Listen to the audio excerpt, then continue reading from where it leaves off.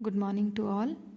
हमारी जो बायोटेक्नोलॉजी की यूनिट चल रही थी जेनेटिक इंजीनियरिंग की, उस जेनेटिक इंजीनियरिंग वाली यूनिट में हमने कल की क्लास में टी-डीएनए ट्रांसफ़र मैकेनिज्म का मोड ऑफ एक्शन डिस्कस किया था कि किस तरीके से एग्रोबैक्टीरियम ट्यूमिफेसेंस का टीआई प्लाज्मिड जो है वो अपना टी-डीएनए प्लांट के अंदर ट्रांसफ़र कर देता है और प्लांट के जीनोम के साथ इंटीग्रेट हो जाता है। आफ्टर इंटीग्रेशन वो एक ओपाइन का फॉर्मेशन करता है और वो ओपाइन जो है वो एग्रोबैक्टीरियम के लिए यूज़फुल होता है।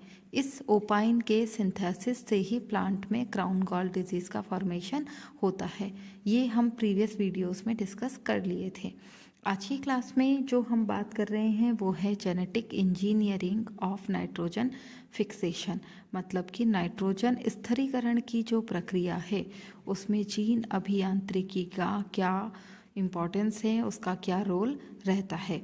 आप सभी को पता है कि एनवायरनमेंट में जो नाइट्रोजन प्रेजेंट होता है वो 70 से 78% तक एनवायरनमेंट में नाइट्रोजन प्रेजेंट होता है और वो गैस की फॉर्म में प्रेजेंट होता है।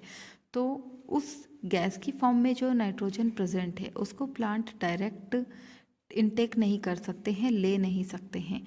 इसके लिए यहाँ पर कुछ बैक्टीरिया होते हैं, कुछ माइक्रो ऑर्गेनिज्म होते हैं, वो क्या करते हैं कि एनवायरमेंटल नाइट्रोजन को आगे कन्वर्ट कर देते हैं उसका अमोनीकरण के बाद में। तो उसके कारण जो एनवायरमेंटल नाइट्रोजन होती है वो फिक्स हो जाती है। तो एनवायरमेंटल नाइट्रोजन को प्रोकैरियोट्स या माइक्रो ऑर्गेनिज्म के थ्रू किसी कार्बनिक कंपाउंड में चेंज किया जाता है।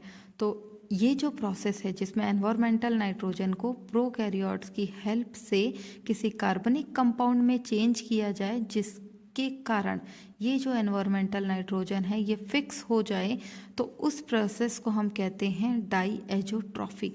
तो डाईएजोट्रॉफी क्या है? एक बायोलॉजिकल प्रोसेस है, ऐसी बायोलॉजिकल प्रोसेस जिसमें वातावरण की नाइट्रोजन को प्रोकैरियोट्स की हेल्प से कार्बनिक कंपाउंड में चेंज किया जाता है और ये कार्बनिक कंपाउंड जो है ये इस एनवायरमेंटल नाइट्रोजन को फिक्स कर देता है, फिक्सेटिव का फॉर्म में ले आता है। यहाँ पर जो प्रोकैरियोट्स काम में आ रहे हैं उन प्रोकैरियोट्स को हम प्रोकैरियोट्स डाईएजोट्रॉफ्स कहते हैं। कुल मिलाकर के आपने जो बेस्ट एग्जाम्पल नाइट्रोजन फिक्सेशन में पढ़ा है वो राइजोबियम पढ़ा है। तो हम ये कह सकते हैं कि एनवायरमेंटल नाइट्रोजन को राइजोबियम की हेल्प से किसी कार्बनिक कंपाउंड में चेंज किया जाता है। तो इस कंप्लीट प्रोसेस को हम क्या कहते हैं? डाईएजोट्रॉफी कहते हैं। और ये जो राइजोबियम है, इस राइजोबियम को हम क्या कहेंगे? प्रोकैरियोट्स डाईएजोट्रॉफ। तो ये था हमारा कि एनवायरमेंटल नाइट्रोजन को फिक्स करने की प्रोसेस, और वो किसके थ्रू की जाती है? एक माइक्रो ऑर्गेनिज्म के थ्रू की जाती है। अब सबसे इम्पॉर्टेंट चीज़ ये है कि जब एनवायरमेंटल नाइट्रोजन को माइक्रो ऑर्गेनिज्म की हेल्प से फिक्स किया जा सकता है, तो आगे ये एनवायरमेंटल नाइट्रोजन को हमें फिक्स करना क्यों ज़रूरी है? उसके पीछे रीज़न ये है कि जैसे आज आपको सभी को पता है कि जो फील्ड्स के अंदर हमारा एनपीके रिच फर्टिलाइज़र्स यूज़ किया जाता है, एनपीके मतलब नाइट्रोजन, फास्फोरस और पोटेशियम वाला फर्टिलाइज़र यूज़ किया जाता है, जिसके कारण प्रोडक्शन बढ़ता है।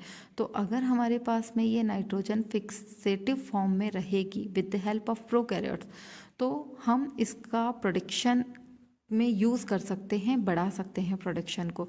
तो उसके लिए हमें एनवायरमेंटल नाइट्रोजन की भी नीड है।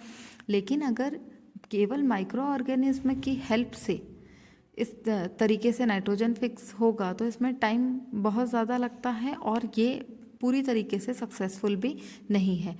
तो हम क्या करते हैं कि जो बायोटेक्नोलॉजी की टेक्निक्स हैं उन टेक्निक्स को यूज़ करके किसी भी प्लांट के जीनोम में हम इस तरीके के चेंजेस ला दें जिसके कारण उसकी कंप्लीट जीनोम सीक्वेंसिंग चेंज होने से वो एनवायरमेंटल नाइट्रोजन को फिक्स करने का काम कर सके।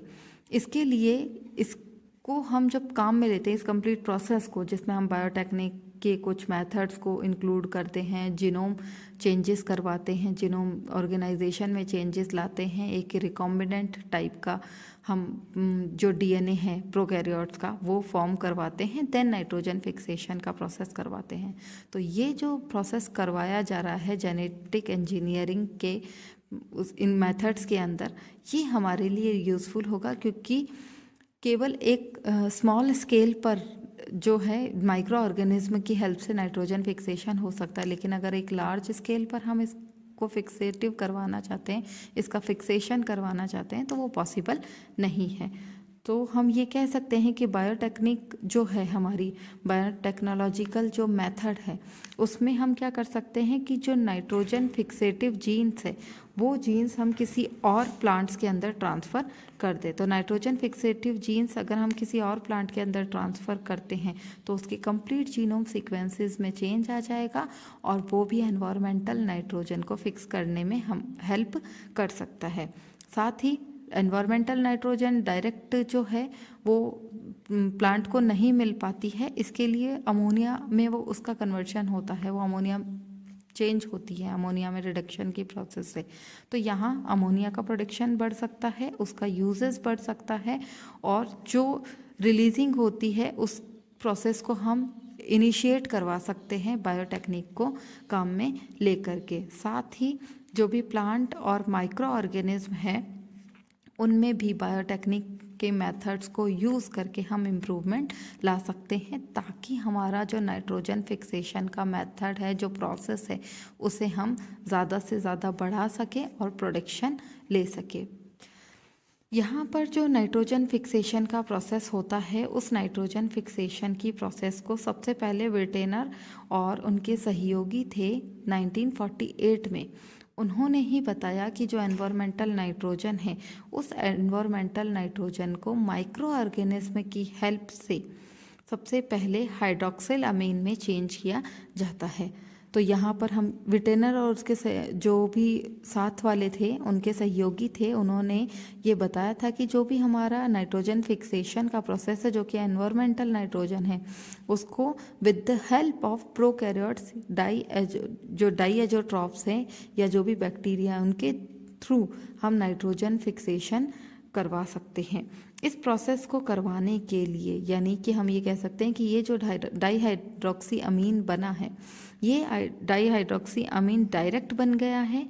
ये डायरेक्ट नहीं बनता है, ये कैसे बनता है, ये अमोनिया के रिडक्शन से बनता है। जो एनवायरमेंटल नाइट्रोजन है, तो जो माइक्रो ऑर्गेनिज्म है वो एंजाइम नाइट्रोजिनेज एंजाइम है, उसका फॉर्मेशन करते हैं। और आपने अच्छे से पढ़ा है कि नाइट्रोजन जो हमारी बन रही होती है एनवायरमेंटल नाइट्रोजन, वो ब्रेक डाउन होती है पहले नाइट्राइट की फॉर्म में, देन वो नाइट्रेट की फॉर्म में, और फिर अमोनिया का सिंथेसिस करते। तो यहाँ पर जो हाइड्रोक्सिल अमीन बनता है वो डायरेक्ट नहीं बनता है, वो अमोनिया के रिडक्शन से बनता है।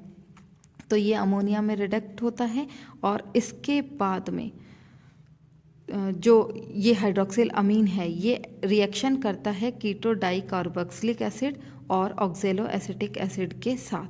ये इन दोनों के साथ रिएक्शन करके एक नया कंपाउंड बनाता है, जो कि है अमीनो डाई कार्बोक्सिलिक एसिड, जिसे हम एस्पार्टिक एसिड और ग्लूटामिक एसिड कहते हैं। तो ये प्रोडक्ट बन रहा है, ये प्रोडक्ट जो है, ये किसी भी होस्ट प्लांट के लिए डिफरेंट टाइप के जो नाइट्रोजनी मटेरियल है उनके फॉर्मेशन में हेल्प करता है। कुल मिलाकर के हम ये कह सकते हैं कि जो बैक्टीरिया के थ्रू नाइट्रोजन फिक्सेशन हो रहा है वो NH2OH या हाइड्रोक्सिल अमीन की फॉर्म में होता है। और ये जो हाइड्रोक्सिल अमीन बन रहा है, इसका पहले अमोनिया में रिडक्शन होता है, अपचयन होता है, और उसके बाद ये अमोनिया और ये हाइड्रोक्सिल अमीन जो है वो कीटो डाई कार्बोक्सिलिक एसिड के साथ में ऑक्जेलो एसिटिक के साथ में मिल करके अमीनो डाई कार्बोक्सिलिक एसिड का फॉर्मेशन करता है, और ये एस्पार्टिक एसिड और ग्लूटामिक एसिड की फॉर्म में होस्ट प्लांट को मिल जाता है। और ये होस्ट प्लांट क्या करेगा, उसके बाद एनवायरमेंटल नाइट्रोजन को फिक्स करने का काम करता है। तो ये है हमारे नाइट्रोजन फिक्सेशन की फिजियोलॉजी।